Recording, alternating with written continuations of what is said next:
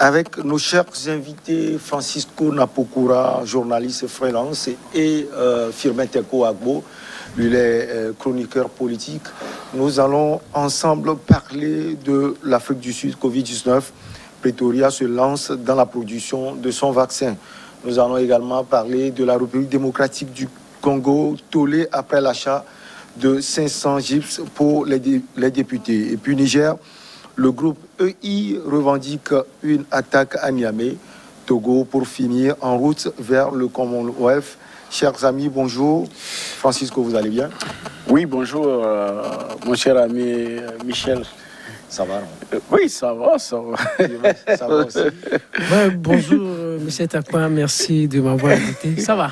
Mais Michel, avant toute chose, la dernière fois, on a débattu sur le cas Gbagbo, ici, le retour de Gbagbo. Oui, Laurent Gbagbo. Lorsque je disais qu'il est fort probable qu'au retour de Gbagbo, qu'il y ait un crash, Oui. entre Simone Et sa femme. et sa femme, Oui. je crois que c'est on est sur la voie. On est sur la voie. On parle de divorce, hein, vous aussi, oui. Quand on parle de divorce, vous savez, c'est comme l'histoire se répète. Si vous vous référez un peu à ce qui s'est passé entre Mandela et Winnie, donc Mandela. après 27 ans de prison, lorsqu'on sort, il y a beaucoup de choses qu'on reproche souvent à la femme. Nelson avait reproché beaucoup de choses à Winnie. Mandela, à l'époque, par exemple, elle, à l'époque, il y avait un peu de vie privée dedans. On disait que Winnie courait après les jeunes garçons, vers la fin des années 80, et aussi la position politique ou idéologique de Winnie, parce que au départ, Winnie Mandela et Mandela lui-même avaient adopté une position qui constituait ou qui consistait à mener une lutte armée. Ouais. Mais quand Mandela est sorti, Mandela a dit, tiens, moi, j'oublie cette position, aujourd'hui, je prône la paix. Et c'est là où Winnie lui reprochait beaucoup de choses en disant, mais monsieur, c'est avec toi qu'on a commencé la lutte armée, c'est pas toi qui vas me parler de paix aujourd'hui. Oui, mais il ne faut pas changer. Ouais. Oh, Mandela, il devenait déjà vieux, plus de 70 ans, donc il fallait qu'il soit beaucoup plus sage et contribue à développer l'Afrique du Sud pacifiquement. Mais aujourd'hui, par rapport au cas Gbagbo, ce n'est pas trop, on ne pense pas que ce soit une question de vie privée. Simone aussi fait partie de la ligne dure du Non, Simone, c'est la ligne dure. C'est pas fait partie de la ligne dure. C'est la dame de fer. Hein. Comme on le dit, derrière un grand homme, il y a une dame de fer. Comme voilà. Sinon, Simone, c'est une dame très, très, très dure. Et bon, je dis toujours, Firmin, vous prenez l'âge et le sexe. Les deux choses, ce n'est pas contradictoire. Même lorsque on prend de l'âge, parfois, il y en a, c'est en ce moment que les vices poussent. Mais pour le cas, le couple Gbagbo, ça doit être plus au niveau de la ligne politique. Et vous allez, j'ai dit ici, mais même vous avez énuméré des cas par rapport aux assassinats à l'époque avec Winnie Mandela qui aurait fait disparaître certains membres du parti. Même ici en Côte d'Ivoire, on reproche à Gbagbo et à Simone d'être à l'origine du décès ou bien de la misère de certains des partis du FPI. Et ce n'est pas la dame, c'est une dame dure. Donc peut-être même c'est ça qui frappe un peu Blé Goudé, parce que il répondrait un peu plus à la dame qu'au monsieur. Et puis aussi, il y a le contentieux électoral de 2010. Voilà, il y a beaucoup qui disent, peut-être dans le collège, ça n'a jamais été officiel, il y a beaucoup qui disent qu'arrivé à un moment donné de la crise, du combat, Gbagbo a voulu démissionner. Parce qu'il y avait Barack Obama qui lui disait, monsieur, venez démissionner, je vous reçois. À la Maison-Blanche, Sarkozy aussi qui dit, je demande à monsieur et à madame Gbagbo de laisser le pouvoir. Donc Gbagbo, arrivé à un moment donné, il était tellement fatigué, il voulait partir, il voulait laisser le le pouvoir. Mais Simone lui aurait dit non, mes pasteurs ont dit que c'est toi qui as gagné, que tu ne perdras jamais le pouvoir. Donc accroche-toi, reste-y, et je suis derrière toi. Donc Gbagbo a vu la conséquence. Mais quand on parle de bonnes choses, ne parlons pas de Sarkozy, parce que Sarkozy n'a jamais été un bon conseiller de l'Afrique. C'est un marchand, me dira comme on le dit. Allez, on va parler maintenant, chers amis de l'Afrique du Sud et de Covid-19. Les vaccins n'arrivent jamais à temps et les gens continuent de mourir. L'Afrique du Sud franchit une première étape lundi 21 juin pour doter le continent d'une capacité de production de vaccins anti-Covid, a annoncé le président lui-même, Cyril Ramaphosa, en avertissant qu'il faudrait du temps pour concrétiser Napokura, ce projet. Oui, c'est ce que nous avons toujours déploré. Pour l'Afrique, vous avez vu la Covid, ça fait sa deuxième année. Et aucune industrie pharmaceutique de l'Afrique n'était en mesure. D'abord, nos chercheurs ont été totalement en marge, phagocytés. Et puis, aucun pays d'Afrique, en tant que le Maroc, c'était annoncé candidat pour multiplier les vaccins. Mais même le Nigeria, on en avait parlé. Oui, on avait parlé du Nigeria, mais ce qui est intéressant, c'est le président lui-même qui a parlé. Oui, ben, le président lui-même, il était parti une fois recevoir une cargaison de vaccins sur le tarmac de l'aéroport. C'était AstraZeneca, que AstraZeneca est arrivé. On l'avait déploré ici. Comment est-ce que l'Afrique du Sud a pu importer autant de vaccins sans prendre des mesures préalables pour vérifier est-ce que ces vaccins étaient bien avant de les débarquer en Afrique du Sud. Donc, on a dû, et après, bon, certains pays ont dû demander, peut-être une partie a été détruite. Oui. Et puis, maintenant, après, il y a eu encore une évolution. Ils ont tenté déjà même de conditionner même certains vaccins. Et il y a un mois, où ça a chaviré, ça n'a pas passé. Mais c'est que l'Afrique du Sud, c'est un grand pays qui a de grandes universités, de bons chercheurs.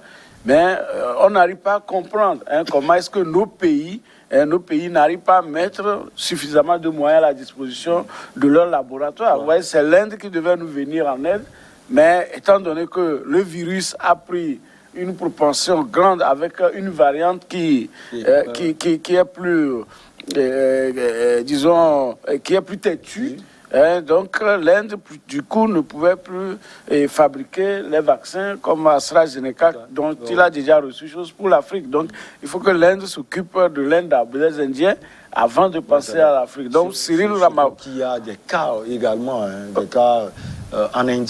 Oui. Non, l'Inde, les cas explosent. Bien sûr qu'il y a une baisse qui est annoncée depuis quelques jours, mais quand même, il reste toujours un foyer très fragile parce que le variant indien est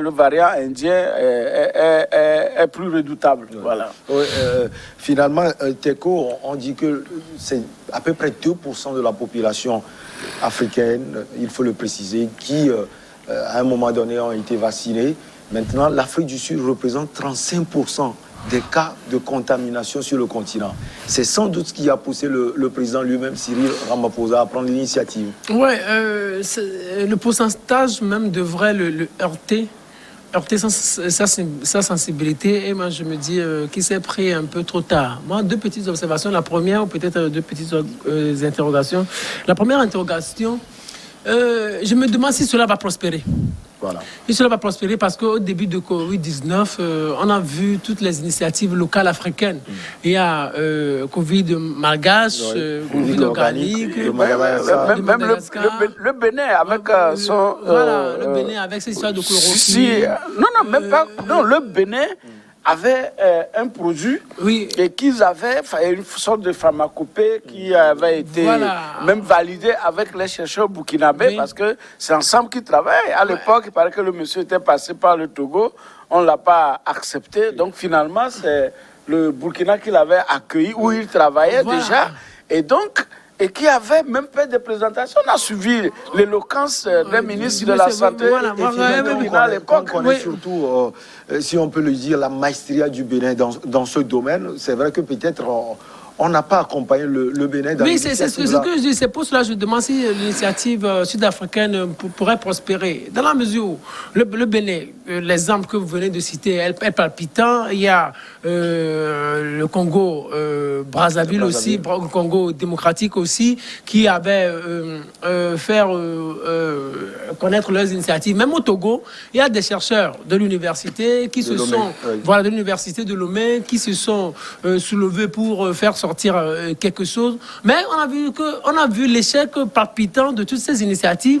On ne sait pas ce qui a fait que cela n'a pas marché, ou c'est l'OMS, ou la communauté internationale, ou la communauté internationale scientifique qui n'a pas voulu que cela prospère, parce que autant cela prospère, autant les Occidentaux perdront en milliards. On ne sait pas pourquoi. Donc je me demande si l'Afrique du Sud enclenche le processus, si elle franchit la première étape comme ils le disent, est-ce que cela pourrait être prospéré? Parce que les Occidentaux, quoi qu'on puisse dire, ce sont eux qui dirigent le monde.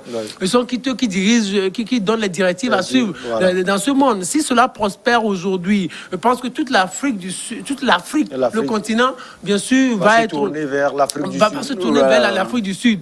Et donc, ça ne sera pas en quelque sorte un manque à gagner pour les pays occidentaux. Ça ne sera pas un manque à gagner pour AstraZeneca, Johnson & Johnson et d'autres laboratoires, Pfizer, d'autres laboratoires internationaux. C'est la question qu'on se pose. Bon, en tout cas, la deuxième observation, c'est que les Africains, vous savez, si Mandela a pu réussir quelque chose, ou la sagesse de Mandela a été de laisser les Blancs à leur place. Ça veut dire le génie blanc est toujours là. Le génie blanc est toujours là. Les grandes industries, c'est en Afrique du Sud. L'administration sud-africaine, c'est dirigée par les Blancs. Tout ça là. Oui, tout ça là existe. Mais pourquoi ça veut dire les Blancs sont là, le génie est toujours là. Moi, je n'ai jamais été en Afrique du Sud, mais il y a des gens qui s'y sont allés. Une fois, ils me disent, lorsque vous allez en Afrique du Sud, il y a des parties très jolies, plus qu'aux États-Unis.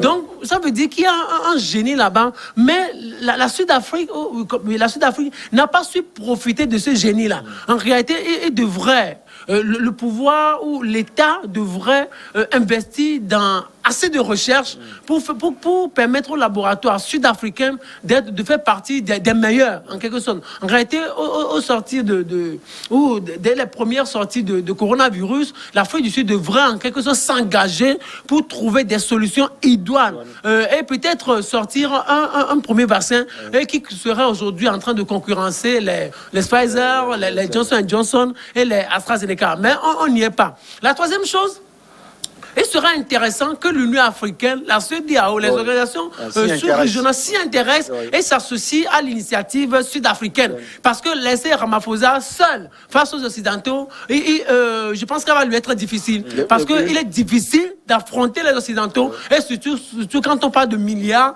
quand on parle de gains puissamment colossal. On parle, s'il vous plaît, peut-être de 9 à 12 mois pour réaliser cela. Est-ce que Firmin a dit et on ne peut plus important? On connaît également la réaction des Occidentaux. C'est l'Afrique du Sud qui finalement prend l'initiative. Et si l'Union africaine, la CEDEAO, bref, tout ça là, s'aligne derrière l'Afrique du Sud? Le 9 à 12 mois, ce n'est qu'une projection. Parce que ce qu'il faut savoir pour tous ces vaccins, pratiquement la matière première, sinon les différentes composantes du vaccin, ne sont pas en Afrique du Sud. Il faut en importer des États-Unis, il faut en importer de la Grande-Bretagne, de la Russie. Voilà, ici et là. Et là, c'est la coopération. La coopération. Voilà, mettre en place les infrastructures. Et puis en matière de vaccins, lorsqu'on parle de vaccins, on parle de chaîne de froid. Et la chaîne de froid dans nos pays où l'électricité est coupée, parce que vous avez donné l'exemple du Nigeria, où par exemple le délaissage c'est 2 jours, même dans certaines localités de Lagos même. Donc vous imaginez comment est-ce que parce qu'il faut du sérieux pour la production du vaccin, pour ne pas inoculer de n'importe quoi, encore un poison plus virulent aux gens. Quand on parle de l'Union africaine, de la CEDEAO, tout ce qu'ils savent, c'est faire le couvre-feu, interdire les manifestations, fermer les frontières. Vous avez vu, depuis que cette histoire-là est passée depuis plus d'1 an, de Covid-19, les frontières sont fermées. Et ces frontières constituent aujourd'hui des goulots d'étranglement pour les populations, les voyageurs, les gens doivent se déplacer. Seul le Niger plutôt, a été courageux la semaine dernière, je crois, face à la réticence de la CEDEAO, qui a décidé d'ouvrir ses frontières. Donc, le Niger seul, parmi tous ces pays qui a combien de frontières, c'est lui seul qui a ouvert les frontières. Donc, vous voyez que le problème est sérieux. Le problème est sérieux. D'abord, nos dirigeants, ils doivent voir que la maladie, là où ça tue les gens, c'est là-bas où aujourd'hui ils sont en train de jouer l'euro avec combien de milliers de spectateurs. Bientôt, les Jeux olympiques vont s'ouvrir. Donc, ici également, au moins, à commencer, en attendant que la recherche continue de doper notre immunité, qu'on ouvre les frontières pour que les gens ne soient pas totalement asphyxiés. Sinon, l'économie est asphyxiée. Les morts que nous comptons en Afrique, ce ne sont pas les morts de Covid, mais c'est les morts de la misère. Et puis, il y a une question qui taraude peut-être. Il y a une question qui taraude un peu l'esprit, c'est la récente position de l'OMS qui parle de troisième vague pour le continent. On se demande ce qui se passe. Parce que nous-mêmes, on est sur le continent, mais on ne voit rien. C'est-à-dire. C'est la misère qui est la troisième vague. Et maintenant, quand on va parler de troisième vague, ça veut dire qu'il y aura encore d'autres nouvelles dispositions qui vont être prises par les États, des dispositions, bien sûr, qui vont compliquer cette situation de vie chère. Peut-être nous allons en parler vers la fin de cette émission. Mais il va falloir que les dirigeants africains eux-mêmes réfléchissent pour qu'il n'y ait pas troisième vague. Mais l'ouverture des frontières, elle est fondamentale. Parce qu'en Europe aujourd'hui, même en France, le port de casque, de masque, bien sûr, n'est plus obligatoire à l'extérieur. Ça veut dire la situation commence par se décanter dans des pays occidentaux. Pour traverser une frontière, ce que les gens versent, surtout les frontières terrestres, je laisse l'aéroport où il faut payer 40 000 pour faire le test de Covid. Maintenant, traverser les frontières, vous ne faites pas de test. Mais ce que vous payez aux passants et aux forces de sécurité, c'est tuer les populations africaines. Allez, on va marquer juste la petite pause. On revient pour continuer avec la République démocratique du Congo.